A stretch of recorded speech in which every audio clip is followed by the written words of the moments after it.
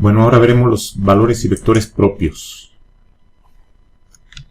En esta parte pues trataremos de ver lo que son los valores propios y vectores propios. Llegaremos a diagonalizaciones, formas de Jordan, y por ahí veremos el teorema de Kähler. Bueno, vamos a poner nuestro puntero. Si aquí tengo la primera definición, si yo tengo un espacio vectorial BF y tengo definida una transformación lineal de el espacio B en sí mismo, o sea, al mismo espacio B, ¿sí? Entonces, un vector B de este espacio vectorial que cumpla con esta propiedad, ¿sí? El vector tiene que ser diferente de 0, no vamos a aceptar el 0, cumple con esta propiedad. Entonces diremos que ese vector será un vector propio de T. Y además, diremos que lambda será el valor propio de T. Vamos a ponerlo aquí en un pequeño dibujo. ¿Qué es lo que está pasando? En este caso voy a dibujarlo dos veces, pero este es el mismo espacio B y este es el mismo espacio B. BF si quieren y BF por el campo que necesita estar ahí. Entonces tengo un vector, vamos a suponer que este es un vector propio. Si este vector propio, pues es esta línea. Si yo hago el span de este vector, será un subespacio. Resulta que si yo le aplico la transformación T, va a quedar en B, que sería el mismo subespacio, ¿sí? Pero puede quedar multiplicado por un valor lambda que puede ser algo más grande o incluso algo negativo, ¿sí? Quedaría un vector negativo o algo más pequeño, ¿sí? Pero no se saldrá del subespacio. Esto quiere decir que los vectores propios de la matriz o de la transformación en este caso son vectores que ya están en un subespacio y la transformación los mapea al mismo subespacio, ¿sí? Son vectores que descansan en subespacios invariantes de la transformación, ¿sí? No los puede rotar. O sea, estamos en un subespacio invariante. Si yo tengo T, como está ahí, que va de B a B, yo escojo un subespacio S que está contenido en B. Entonces, cualquier vector X, ¿sí? Pertenecerá, esa transformación estará incluida, pertenecerá a S, donde X pertenece a S, ¿sí? Yo tengo este subespacio S, F, en el mismo campo, y ese subespacio va a ser invariante porque si yo agarro cualquier vector que esté en S, lo transformo y el resultado es un vector Y que también está en S. Eso es lo que le está pasando a estos vectores propios. Este subespacio pues es de dimensión 1, ¿sí? Es un solo vector. Yo lo transformo y queda en el mismo subespacio. Entonces resulta que el subespacio donde descansa ese vector propio es invariante en la transformación, bajo la transformación. Bueno, cuando B es un subespacio de dimensión finita, la transformación T la podemos escribir, como ya sabemos, como un operador A. Como es en sí mismo, esta vez el operador será cuadrado de n por n. Entonces podemos redefinir los valores propios a partir de la matriz A. Entonces tengo una matriz de n por n, que es el operador de la transformación, y el escalar lambda se le va a denominar valor propio de A si existe un valor X, nuevamente diferente al nulo, que sigue exactamente la misma ecuación, ¿sí? Entonces, nuevamente el vector X es un vector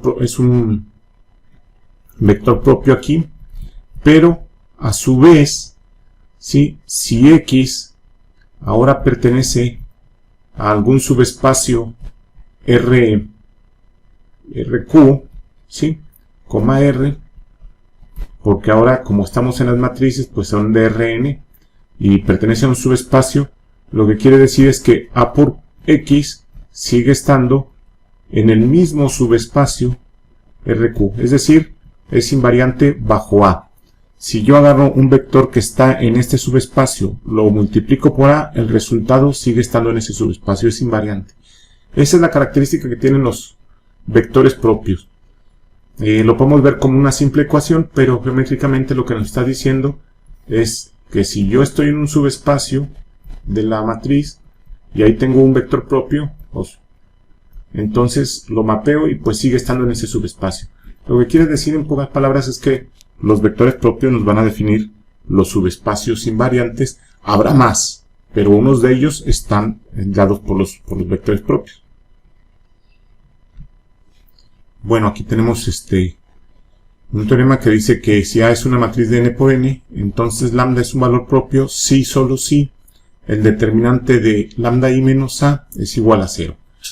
Aquí nosotros sabemos que A por X es igual a lambda X, aquí está la X, y pues aquí yo puedo despejar para un lado o para el otro.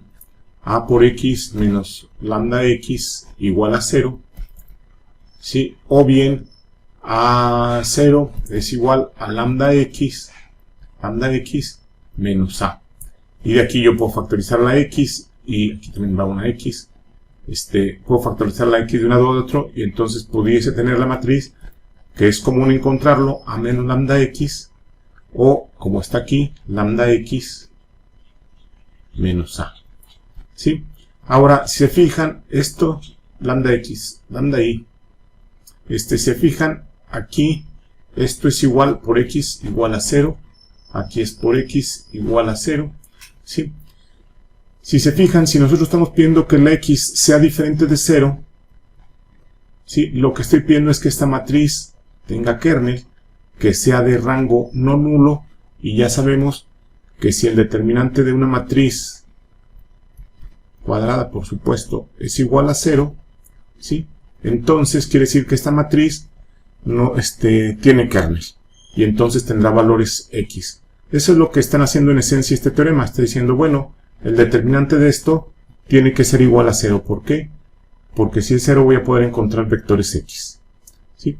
Entonces con eso logro resolver primero las lambdas a partir de esta ecuación, ¿sí? Y luego con esas lambdas ya podré resolver las X. Bueno, vamos a ver la demostración. Dice el solo si. Vamos a ver que si bueno, aquí está el solo si, va para allá, y el si, el si viene para acá, ¿verdad? Si lambda es un valor propio de A, entonces existe un vector X diferente de 0 que hace esto, ¿sí? Esa es la definición. Y entonces hago hago el despeje que necesito, que es y es igual a 0. Como X es diferente de 0, entonces lo que les decía, que esta matriz, su determinante es 0, es singular, y su determinante es 0. Y ya se demostró que el determinante es 0. Ahora vamos a partir de que el determinante es 0, ¿sí? Y entonces llegaremos, si realmente esto es singular, entonces esto tiene soluciones diferentes del 0. Vamos a suponer la X, la despejamos y llegamos a esta condición que nos dice que si es cierto, es vector propio y valor propio asociado. O sea, entonces este teorema lo que nos está dando es un método de cálculo para los vectores y valores propios. Está diciendo que si yo tengo una matriz cuadrada cualquiera, haga el determinante de lambda i menos m igual a 0, resuelvo para lambdas, ¿sí? Y después de ahí lo sustituyo en esta ecuación y encuentro las X. ¿Sí? Sería el procedimiento. Bueno, nomás como definición, al determinante de lambda i menos a igual a 0 se le conoce como la ecuación característica de A. Y cuando no igual al 0, nomás el polinomio es el polinomio característico de A. Dice que observemos que el polinomio característico de A, que es el determinante de lambda i menos a, es una ecuación de grado n. O sea, está elevado al lambda a la 1, bueno, aquí iría lambda a la 0, lambda a la 1, hasta lambda a la n. Por el teorema fundamental del álgebra, entonces, cualquier polinomio de grado n tiene n raíces, aún contando multiplicidades. Tendrá n raíces reales o complejas, ¿verdad? Entonces, este determinante, si tiene m raíces o rm raíces, yo las podré así factorizar, donde esta r es la multiplicidad de lambda 1, la multiplicidad de lambda m, etc., ¿no?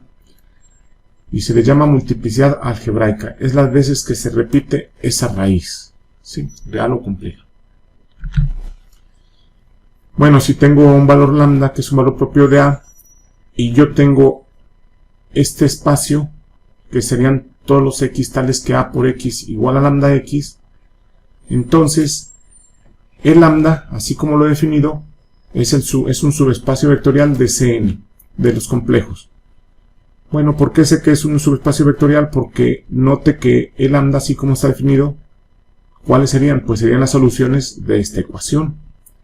Es decir, son las soluciones de A por X, bueno, no de A, de M por X, igual a 0, donde M es igual a lambda I menos A. Y como se acuerdan, el kernel de una matriz define un subespacio vectorial, por lo tanto, si es cierto que sea un subespacio vectorial, entonces ese es el subespacio de los valores propios o del valor propio lambda asociado a lambda, pero es un subespacio invariante en la matriz A su vez. Aquí tenemos la definición. Si lambda es un valor propio de A, entonces el lambda se le denomina el espacio propio de A correspondiente a lambda, y es un subespacio invariante de A. Si el lambda es el espacio propio de A debido a lambda, a la dimensión de lambda se le conoce como la multiplicidad geométrica de lambda. ¿Sí? Es esta, la dimensión de esto. ¿Qué quiere decir con esto? ¿Qué estamos queriendo decir esto?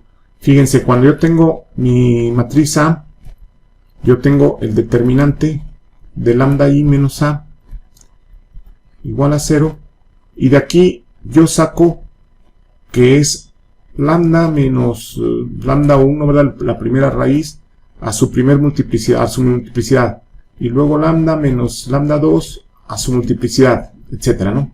Y estas multiplicidades eran las algebraicas. Ahora, nosotros habíamos dicho, y por cada A, cuando definimos los valores propios, decíamos A por X igual a lambda X. Entonces, lo que estamos diciendo es que cuando yo tengo un valor de lambda 1, sí, ese lambda 1 se repitió a veces. Yo quisiera que para ese lambda encontrase un vector propio. Ah, pues la dimensión de esto, lo que me está midiendo la multiplicidad geométrica, es cuántos vectores propios encontré para este polo que tengo aquí, para este valor propio, y que tiene multiplicidad algebraica, ¿sí? Entonces tengo la multiplicidad algebraica, que es este exponente, y la multiplicidad geométrica, que es la dimensión de este espacio. Yo quisiera encontrar uno para cada uno, pero si este se repite, pues quisiera que encontrase la misma cantidad de los que se repitieron, pero a veces no es posible. Y bueno, tendremos que ver qué implica un caso y qué implica el otro, cuando sí son iguales y cuando no son iguales. Aquí tenemos un ejemplo para clarificar un poco cómo se calcularían. Tengo esta matriz, entonces sigo la ecuación del lambda I menos A igual a 0, hago el determinante igual a 0, el determinante es este por este, menos, como es menos va a quedar más ahí queda, sigo haciendo álgebra y factorizo, y me doy cuenta que un polo, un valor propio está en 3 y el otro valor propio está en 2. Resuelvo para 3 primero, y es la misma lambda I menos A, ¿sí? Por X igual a 0, pero con lambda igual a 3. Los sustituyo, hago las ecuaciones y me dice que este es el vector propio para el valor propio de igual a 3. Ya tengo un valor propio, un vector propio. Y ahora cuando lambda es igual a 2, hago exactamente mi procedimiento y encuentro el otro vector propio. Entonces, para lambda 1 igual a 3, yo tengo el vector propio 2, 1. Y para lambda 1 igual a 1, igual a 2, perdón, es igual a 2 aquí, tengo el vector propio 1, 1. ¿Sí? Entonces, cada valor propio me está dando en este caso un vector propio. ¿Sí? Veremos cómo se utiliza, para qué nos sirve esto, ¿verdad? Aquí hay un tema, vendrá más adelante explicado como un corolario. Dice que si yo tengo un valor propio de A, entonces siempre se cumple que la multiplicidad geométrica es menor o igual que la multiplicidad algebraica del valor propio. O sea, a lo máximo que aspiro es a tener tantos vectores propios como la multiplicidad algebraica del valor propio. Bueno, aquí está algo que que es interesante. Dice que si yo tengo m valores propios de la matriz A de n por n, no he puesto que son n porque puede haber repetidos, ¿sí? Por eso pongo que m es menor o igual que n. Si son repetidos, pues serán menores. Si son todos diferentes, llegarán a la igualdad. Y cada valor propio me genera unos vectores propios, ¿sí? Vamos a llamarlos también hasta m, aunque pues si hay multiplicidad geométrica, pues variará un poco, ¿verdad?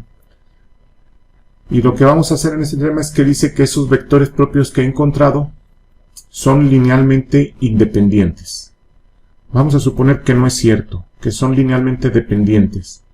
Y entonces, si son linealmente independientes, pues yo empezaré a ver, ¿este es linealmente dependiente de los anteriores? No, pues es el primero. Y así me voy buscando hasta que encuentro justo el primer vector que es linealmente dependiente de los anteriores. Vamos a llamarle XS. Si es linealmente dependiente de los anteriores, lo estoy metiendo en una contradicción, entonces ese XS, que es un vector propio, ¿sí?, es una combinación lineal de los anteriores, porque es linealmente dependiente. Bien. Multipliquemos por A ambos lados de la ecuación. Aquí está. ¿Sí? Ahora nosotros sabemos, como son vectores propios, sabemos cuánto vale A por X1, A por X2, hasta A por XS. Está aquí. Vale A por X, vale lambda S por XS. ¿Sí? ¿Estamos de acuerdo?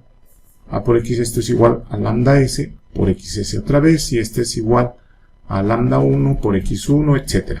Entonces, los he sustituido aquí. Ahora vean, esta ecuación se parece mucho a la número 1, que está aquí, salvo que la siguiente está multiplicado por estos lambdas. ¿Sí? Entonces, lo que voy a hacer en esta ecuación 1 es multiplicarlo por lambda S a la ecuación 1. De manera que aquí quedaría por lambda S, y aquí obviamente queda lambda S por todos lados, ¿sí? Lambda S, etc.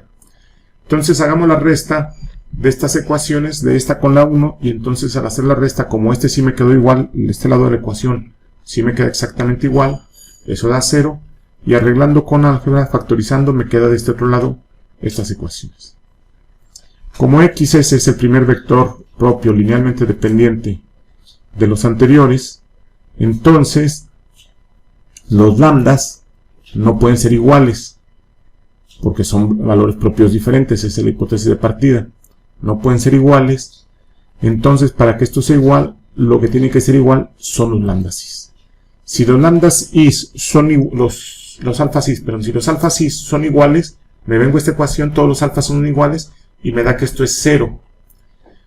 Pero un vector propio XS nunca es 0, una contradicción. Lo que tiene que pasar es que la suposición que dice que eran linealmente dependientes no es cierto, y los vectores son linealmente independientes, como es lo que hemos dicho. Entonces, los vectores propios asociados a valores propios diferentes son linealmente independientes.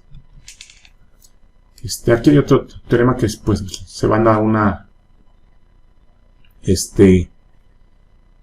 ¿cómo se llama? A una demostración, pero es relativamente bastante sencilla. Si yo tengo n vectores linealmente independientes, tienen vectores, si solo si la multiplicidad algebraica y geométrica son iguales de los valores propios. Y esto es porque si yo tengo lambda 1, que es el primer, yo sé que el polinomio tiene n raíces, pero no necesariamente distintas, puede tener varias raíces repetidas, pero yo sé que si yo tengo las multiplicidades algebraicas de estos, entonces la suma de ellos, de A más B más C, A más B más C, es todo n, es igual a n, es todo el espacio. Y si las multiplicidades son iguales, las geométricas y las algebraicas, aquí quiere decir que yo tengo A vectores linealmente independientes entre ellos, porque la multiplicidad algebraica y la geométrica es lo mismo. Aquí yo tendría B y aquí yo tendría C. Si sumo estos vectores, yo sé que son linealmente independientes entre ellos, me darían vectores linealmente independientes, y tengo lo que me dice el teorema. Ahora veremos que para qué es lo más usado. No es lo más usado en esta parte de diagonalización. En realidad, los valores propios de una matriz son sumamente utilizados, por ejemplo, en ecuaciones diferenciales, en la teoría cualitativa, para ver cómo se va a comportar cualitativamente la ecuación diferencial, si diverge, si va a irse a algún valor estable, etc. Se utiliza muchísimo. También para cuando formo cónicas, las formas bilineales, pues con estos valores puedo darme cuenta de muchas cosas. Entonces, aquí en esta parte lo voy a utilizar para diagonalizar al operador A. O sea, yo tengo una transformación que va de un espacio a otro, ¿verdad? Bueno, pues esa transformación tiene un operador A, y ese operador A se podrá expresar en muchas bases, como ya sabemos, ¿sí? Algunas serán más, el operador A quedará más fácil en algunas partes que en otras, ¿sí? Entonces, es lo que abordaremos aquí, cuáles serían las mejores bases para expresar al operador A, cómo sería su estructura, ¿verdad? Bueno, decimos que A es diagonalizable bajo transformaciones de similitud o similaridad, ¿sí? Si existe una matriz P no singular tal que esto pasa, ¿sí? Esta matriz, esto pasa, es diagonal. Toda esta matriz, que le voy a llamar M, esta matriz que es P inversa por A por P, resulta diagonal. Entonces, eso significa que sea diagonalizable, que tengo esto, esta matriz P. Bueno, aquí dice que la matriz AN es diagonalizable solo si tiene n vectores propios linealmente independientes. ¿Sí? Si tengo n valores propios de la matriz, ya sea repetidos o no, y tengo sus vectores propios, pero estos son n y son linealmente independientes, ¿sí? Entonces, yo voy a ver que esto, seleccionando la P como esos vectores propios, sí que llego a la matriz diagonal. Aquí está la demostración. Suponemos que si tiene los n vectores linealmente independientes, sus valores propios pueden ser repetidos, eso no me interesa, lo único que me interesa es que estos resultaron linealmente independientes y son n. Formo la matriz y yo voy a tratar de ver qué pasa con P a la menos 1 por A por P. Vamos a ver qué pasa primero con A por P. A por P, como P es la matriz de estos vectores, pues quedaría A por X1, A por X2, etc. Y entonces A por X1, pues de acuerdo a lo que es un vector propio, queda lambda 1 por X1 y así sucesivamente. Entonces, como son escalares, las lambdas son un valor, el X es un vector, yo puedo reescribir esta matriz como lo que está aquí abajo, como la matriz X, que es la P, aquí, por la diagonal de los lambdas, ¿sí? Y me quedaría así, como P por la diagonal de los lambdas, ahí está. Pero ahora al sustituirlo a esto, me quedaría P inversa por P por la diagonal de los lambdas. P inversa por P, ¿qué resulta? Pues la identidad. Y entonces nada más me queda la diagonal de lambdas. Porque esto ya vimos que me quedó P por la diagonal, ¿no? La diag de esto. Entonces, esta P con esta P se da la identidad y nada más me queda esto. Y efectivamente queda diagonal la matriz. Es una matriz diagonal. Y además, en la diagonal aparecen los valores propios. ¿Sí? El solo sí, suponga que existe esa matriz no singular, ¿sí? P, tal que hace esto. Bueno, entonces nada más esta P que está aquí, la inversa, la paso al otro lado. Le saco la inversa y la paso al otro lado. Me queda así como está. Y entonces, agarrando para cada columna, pues agarro que AXY es igual a lambda y por XY. Y entonces, esta es la definición de vector y valor propio. Y sí, si es diagonalizable, tiene ¿cómo se llama? N vectores propios linealmente independientes. Regresemos al teorema. ¿Sí? Aquí está pasando algo interesante. ¿Sí? Está diciendo que si yo tengo una transformación o una matriz ya como operador, ¿sí? Una transformación lineal, y resulta que tengo unos vectores propios, ya sé que estos vectores propios son linealmente independientes y además generan subespacios invariantes de la transformación, de manera que si yo lo transformo, ya sea por T o bajo A, que es lo mismo, hacen la misma operación, en la representación del espacio, entonces tengo que cuando agarro un vector de aquí, lo voy a depositar en el mismo subespacio invariante, tal vez más grande o más pequeño. ¿Cuánto más grande o más pequeño? Pues depende de su lambda. Entonces voy a agarrar un vector cualquiera, lo voy a cambiar de color de lápiz, aquí está, vamos a ponerlo morado. Voy a poner un vector cualquiera, este que está aquí, así de vez. Este que está aquí tiene una descomposición, que esta descomposición ya vemos es cuántas veces debo caminar en una dirección y cuántas veces en la otra, ¿sí? Cuántas veces en esta y cuántas veces en la que sigue, que es esta, para llegar a este punto, ¿sí? Entonces ese vector B morado es igual a una, le voy a llamar alfa 1 por el vector propio 1 más un alfa 2 por el vector propio 2, ¿sí?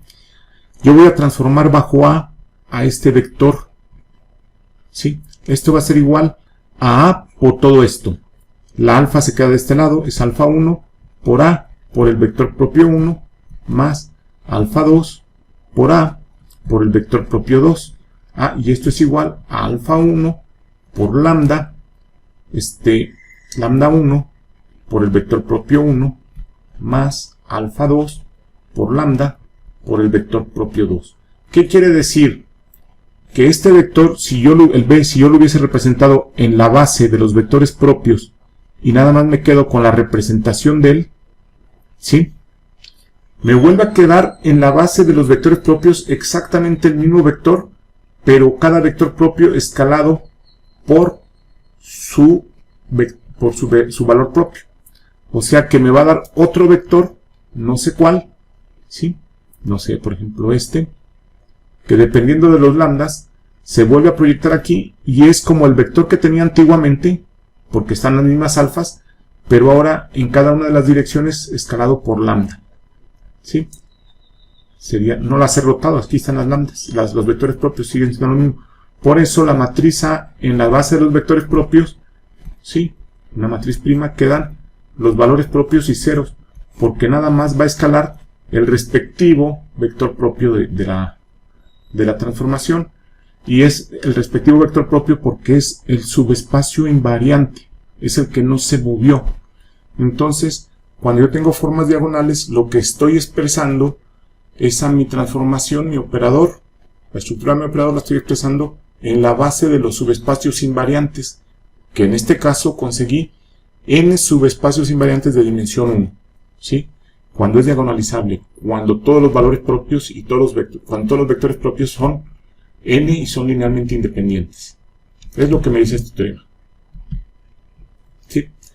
Bueno, aquí nada más la matriz es diagonalizable si la multiplicidad geométrica y algebraica pues son iguales, ¿sí? Obviamente que si todos los valores propios son distintos, pues tienen multiplicidad 1, algebraica 1 y todos generarán un solo vector propio, pues ya queda diagonalizable. Bueno, aquí tenemos otras cosas. Dicen que si dos matrices son similares, o sea, si existe la matriz de similitud entre ellos, entonces tienen el mismo polinomio característico y por consiguiente los mismos valores propios. Bueno, yo sé que B va a ser igual, como es una transformación de similitud o similaridad, entonces es igual a esto, ¿sí? Pues vamos a sacar su polinomio característico, ¿sí? Sería esto que está aquí, y nomás sustituyo B por su valor, aquí, ¿sí? Esta identidad que está aquí, la estoy escribiendo como esto, P inversa por P. ¿Por qué lo hago así? Para que me queden las inversas del lado izquierdo y las normales del lado derecho y poder factorizar. Factorizo y me queda esto. Ahora, aplicando la propiedad del determinante, me queda, es una multiplicación de matrices, me queda la multiplicación de los determinantes. Pero el determinante de si es Q, el determinante de este es Q, el determinante de la matriz original es 1 en Q.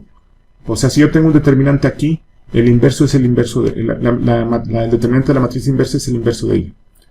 Y entonces se cancelarían, porque daría 1, y me quedaría nada más el determinante de lambda i menos a. Es cierto, los polinomios característicos son iguales, lo que me salga aquí será exactamente igual a lo que me salga acá. Son iguales y por lo tanto los valores propios son los mismos. Bueno, también más cosas ahí. Si son similares, es decir, que se puede expresar así. La segunda no la voy a hacer, la primera pues es lo mismo. Si tengo b a la k, esto sería igual a p menos 1 a p, esto sería una vez, luego volvería a escribirlo p a la menos 1 a p, y así lo escribiría ¿cuántas veces? Pues k veces, porque tengo que hacer b a la k, p a la menos 1 por a por p. Obviamente estas que están aquí, fíjense, pues van a dar identidades, todos van a dar identidades, todas las que están aquí van a dar identidades, ¿sí? ¿Y qué me va a quedar? A k veces, entonces esto es igual a p a la menos 1 por a la k por p, ¿sí? Entonces, esto, pues, es un resultado. Por ejemplo, si ustedes quieren elevar una matriz que es diagonalizable a la k, ¿sí? Pues pueden hacerlo más rápido. Si ustedes tienen a la k, esto va a ser igual a p a la menos 1 por la matriz diagonal, por p. Bueno, habría que despejarlo, por despejarlo bien, porque la diagonal, la a queda aquí. A ver, lo estoy diciendo y está bien, porque no he dicho cuánto vale p, pero si uno piensa que la matriz diagonal es p a la menos 1 por a por p, así como le hemos llamado, donde estos son los vectores propios, pues hay que despejarlo, y me quedaría ¿cómo se llama? Me quedaría p diagonal, p inversa, ¿sí? Esto no está mal porque, bueno, yo digo que la p inversa que yo escribí aquí es la p de acá, etcétera, ¿no? Pero lo que quiero decir aquí me falta una a la k, que si ustedes van a agarrar una matriz, pueden diagonalizarla, y luego la multiplican la diagonal a la k, que es más fácil porque son elementos en la diagonal nada más, y luego lo transforman por la respectiva cambio de base que necesiten hacer, y regresan a la k, por ejemplo. Lo pueden utilizar para esa cosa. Ahí están las demostraciones. Bueno, diagonalicen esta matriz. ¿Y qué va a pasar? Pues que a veces la multiplicidad algebraica y la geométrica no son iguales, y eso es que ya no pude conseguir n vectores propios linealmente independientes, y ya no es posible, de acuerdo a los teoremas, diagonalizar mi matriz. Pero aún así podré encontrar alguna estructura de la matriz A o algunos subespacios tal que A, cuando la pase a una nueva base, sea casi diagonal. Bueno, eso es lo que la respuesta que nos da Jordan.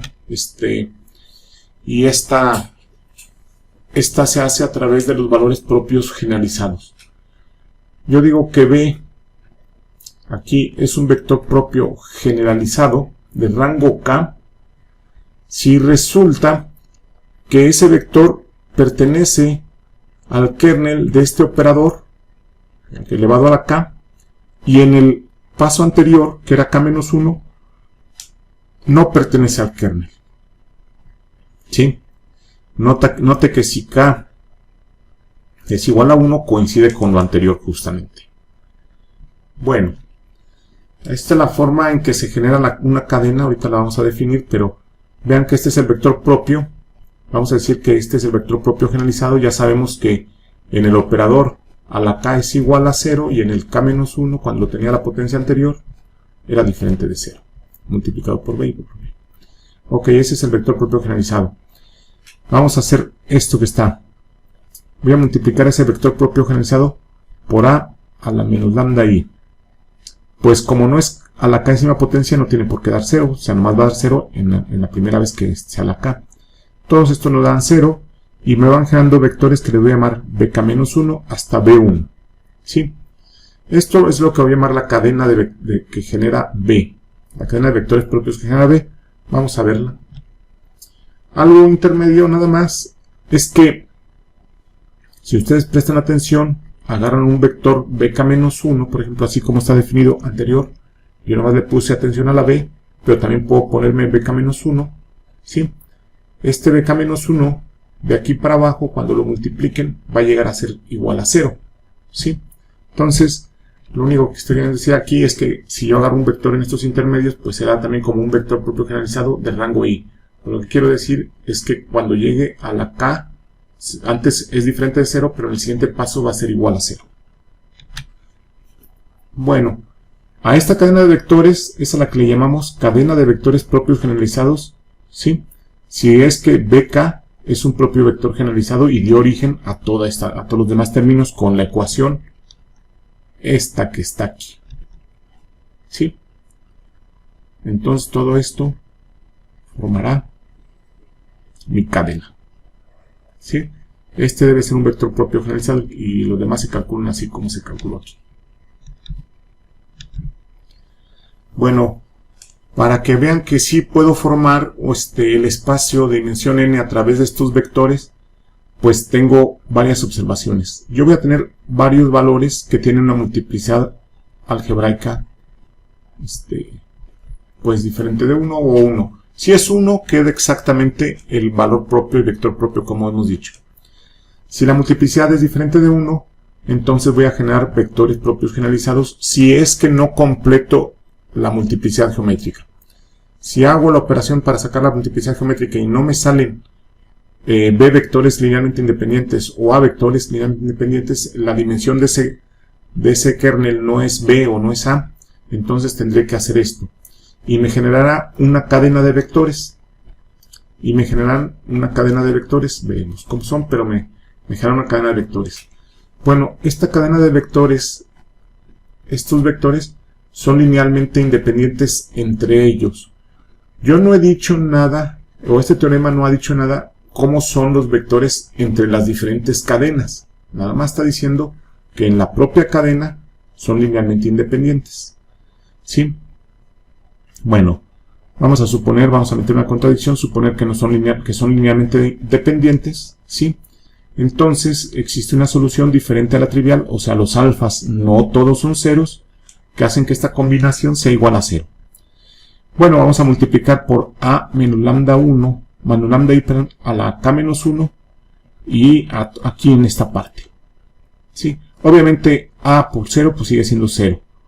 Pero de este otro lado me quedaría alfa 1 por a la menos lambda i a la k menos 1. La lambda es el vector, el valor propio para que me genere o está asociado a esta cadena. ¿Sí? Por B1, ¿sí? Más cosas así. Cuando sustituyan B1, ¿cuánto vale B1? Me voy a ir para que lo recuerden. ¿Sí? Vale esto que está aquí. A menos lambda i a la k menos 1. Ahí como mnemotécnico, para no volver aquí, el 1 es la resta que se le hace aquí. ¿Sí? Si aquí es 2, es la resta que se le hace aquí, ¿no? Irían sumándose ahí. Bueno, entonces, si yo llego aquí, este B1 volvería a quedar, cuando lo sustituya, volvería a quedar exactamente el mismo operador A menos lambda I, a otra vez a la K menos 1, porque tengo ahí, ¿por quién? Por el vector original, por el BK, ¿sí? Voy a regresar para que vean que sí es por BK. Aquí lo tengo por B, pero se fijan, B es igual a BK, es como lo renombré. Entonces, resulta que todas estas partes me van a hacer que sean A menos lambda I. ¿A qué valor? Pues si es K y K aquí también me queda 2K menos 1 es menos 2. Lo voy a dejar así nada más porque este 1 va a estar con el vector que le toca el 2, el 3, el K. Entonces, todos esos vectores, esto tendrá que ser igual a 0. ¿Sí? Porque ¿cómo se llama? Es mayor que K. Recuerden que esto nomás llega hasta acá. O sea, yo sé que A menos lambda I a la K menos 1 por BK es diferente de 0 y en el siguiente paso es igual a 0. Estos son más grandes del siguiente paso, todos esos son 0. ¿Sí? Pero este último término no va a quedar en 0 porque va a quedar 2K menos K. Es un K menos 1. Y eso queda diferente de 0. Entonces este término queda diferente de 0 y tengo que igualarlo a 0. Ah, pues la única posibilidad es que el alfa K sea igual a 0. ¿Sí? Ya encontré que alfa K sí debe ser igual a 0. Ah, pues si ahora yo multiplico, como dice aquí, ahora multiplico por lo mismo, ¿verdad? Aquí ya llegué que alfa K es igual a 0, ahora multiplico por K menos 2, lo que voy a encontrar en esta recursión es que el alfa K menos 1 es igual a 0. Y así me voy y voy a ver que todos los alfas son 0. Como todos los alfas son 0, el sistema es linealmente independiente. ¿Sí? Es una contradicción, son linealmente independientes. Ya está, entonces ya vimos que todos los que estaban en una cadena son linealmente independientes, y ahora lo que voy a ver es que las cadenas, aquí tengo una cadena, tengo otra cadena, ¿sí? Entre ellas también son linealmente independientes. Entonces tengo los vectores propios generalizados a diferentes valores propios de LI. Sí, los vectores propios generalizados ya asociados con diferentes valores propios son LI. O sea, estos dos son LIs. El que esté aquí y el que esté aquí, con respecto a es linealmente independiente. Entonces, vamos a hacer un vector propio generalizado debido a lambda 1. Se van a llamar Bs. Y los vectores propios generalizados debido a lambda 2 los voy a llamar Us. Ya sabemos que los Us, la cadena de Us y las cadenas de Bis son linealmente independientes. Y entre ellos, pues también serán linealmente independientes.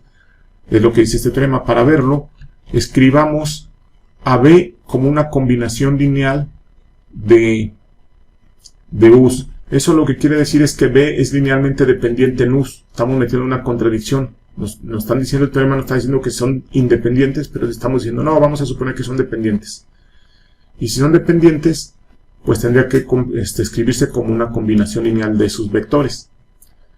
Si yo multiplico por A menos lambda 1 por el que dio los de Bis a la I, al multiplicar esto, como ya está la iésima potencia, esto va a dar 0. ¿Sí? Y me queda esto por el resto. ¿Sí? Ahora voy a multiplicar por el otro, por lambda 2 a su máximo, ¿verdad? A L menos 1. Y observen que puedo intercambiarlos. ¿Sí? Los puedo intercambiar cuando me sea necesario. Si yo tengo A menos lambda 1 por I, esto lo pueden aplicar n veces. A menos lambda 2 por I, esto es A cuadrada menos las A lambda 2 I menos, ¿qué es?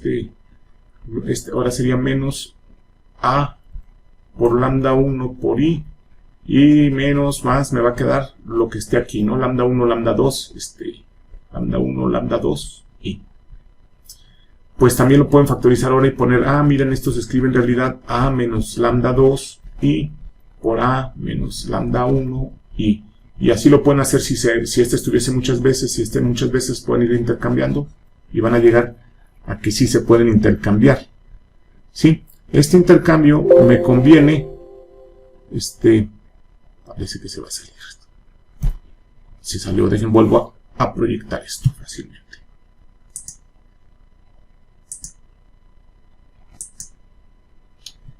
Regresamos aquí. Les decía que esto lo que hace, me conviene hacerlo así, porque yo voy a multiplicar ahora el otro valor propio, pero como los voy a intercambiar, ¿sí? Va a resultar que va a estar multiplicando aquí, ¿sí?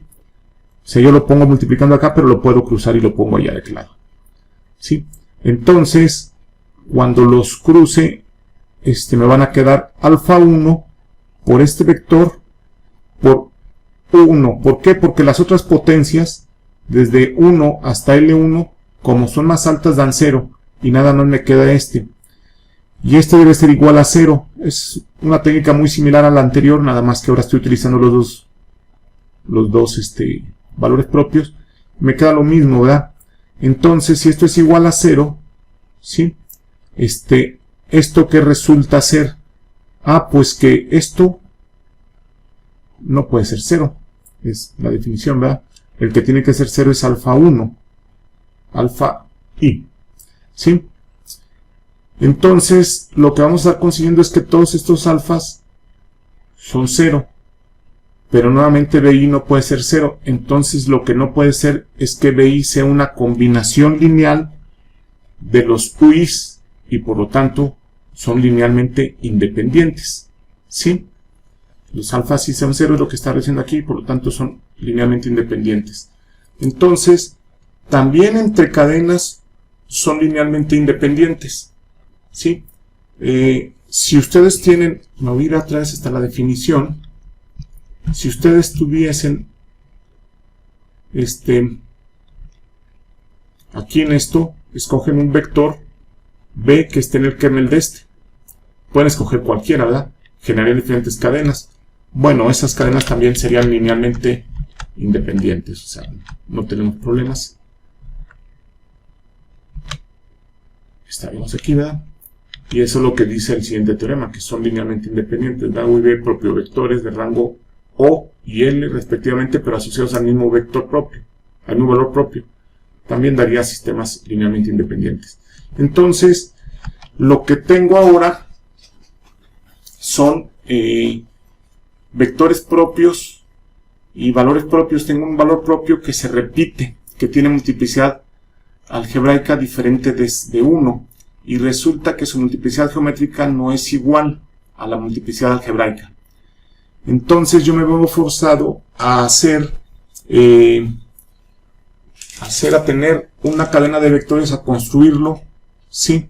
De manera que consiga n vectores linealmente independientes y pueda escribir a mi matriz otra vez de una forma casi diagonal. Veamos el procedimiento de cálculo aquí. Si yo tengo esta matriz, aquí la tengo el polinomio característico de ello, me da que tengo el 1, ¿sí? Repetido 2 veces. Aquí está. Tiene multiplicidad aritmética algebraica, igual a 2.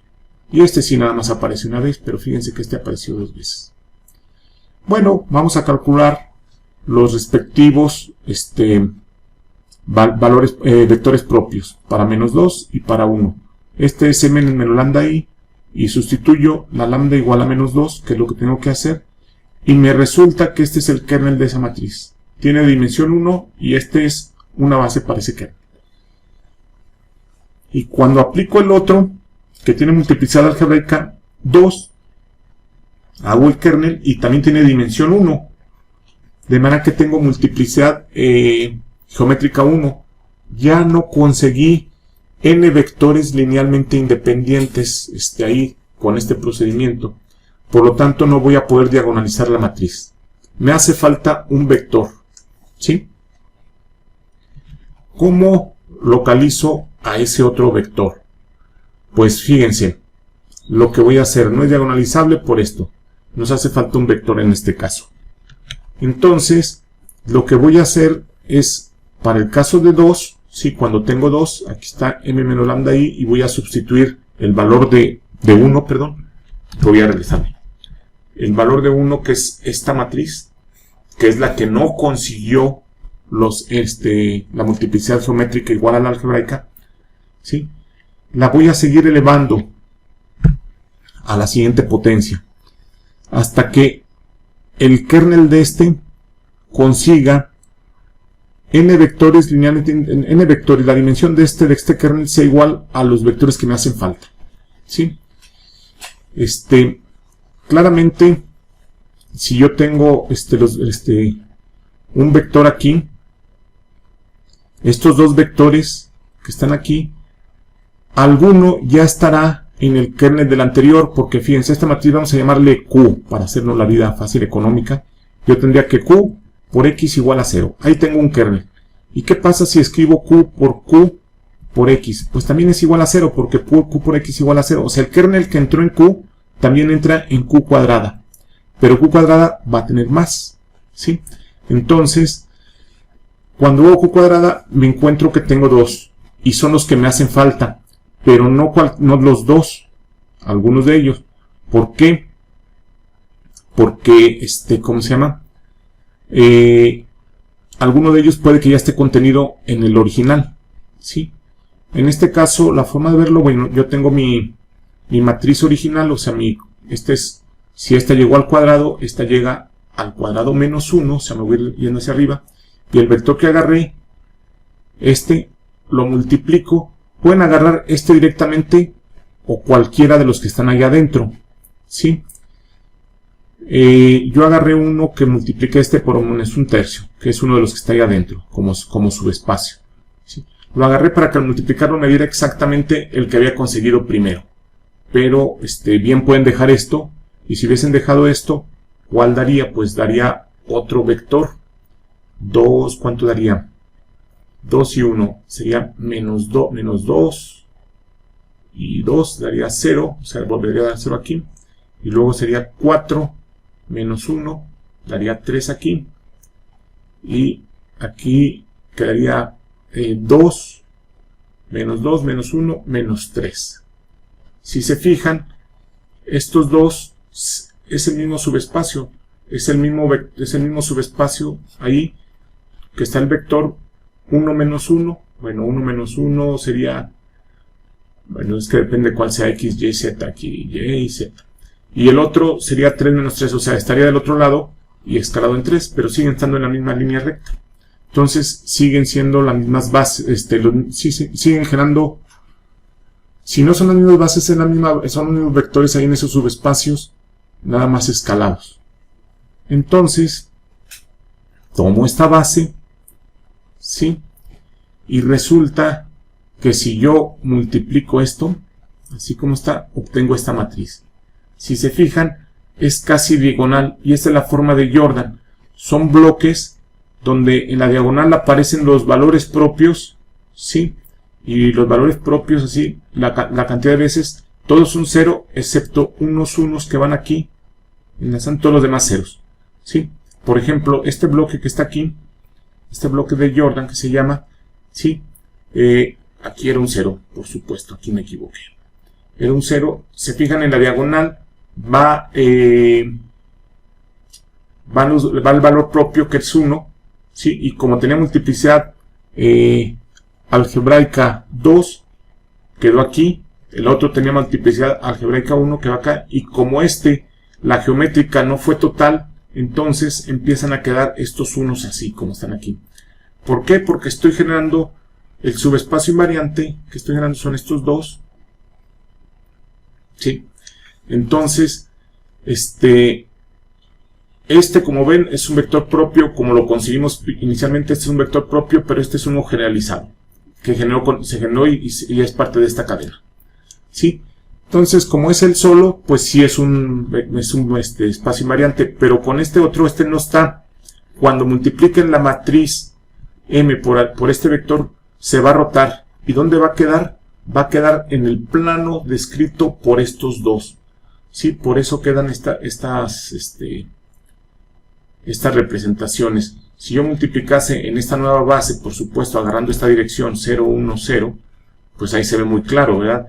De que necesitaría, obviamente, cuando lo multiplique me daría 1, 1, 0.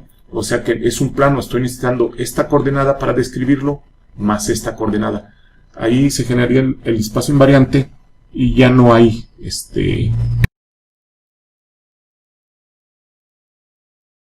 analizar la matriz, ¿sí? Entonces queda ahí.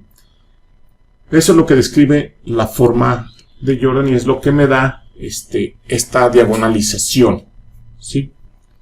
Bueno, ya voy a hacer rápido esto. Hay otras definiciones aquí de qué es una matriz polinomial. Nada más tengo un polinomio y en vez de tener la variable x, pongo la matriz A. Este polinomio es escalar, me va a dar un escalar. Esto ya es una matriz, f de a, esto ya es una matriz lo que me está dando, ¿sí? Y bueno, pero yo puedo seguirlo tratando si perteneciese a un anillo con división o algo, pues podré tener factorizaciones, ¿sí? En especial, no voy a seguir mucho esto, de hecho viene mencionado, está el teorema nada más de Cayley Hamilton aquí, que dice que la matriz satisface a su polinomio característico. Esta la n no va aquí abajo, va aquí arriba. ¿Sí? Y esto lo que quiere decir es que si yo sustituyo aquí en vez de lambda pongo a, o sea, me quedaría a0 a la i más a1 a la a más a la n. ¿Sí? Aquí pudiese venir también un coeficiente AN, también en general. Al hacerlo esto da 0. ¿Sí? No es el 0 escalar, también es la matriz 0, es el operador nulo, la transformación nula. ¿Sí? Entonces dice que sustituye eso, y esto es importante porque nos está diciendo que la información, de aquí yo puedo despejar, puedo mandar esta parte para acá, y nos está diciendo que la información que genera A a la N ya está contenido en todos los demás. ¿Sí? Esta ya no agrega cosas linealmente independientes. ¿Sí? Ya son dependientes de todos los demás. Es lo que más que nada se utiliza gran parte, sobre todo en las teorías de control, este resultado. Esta es la demostración. Todo.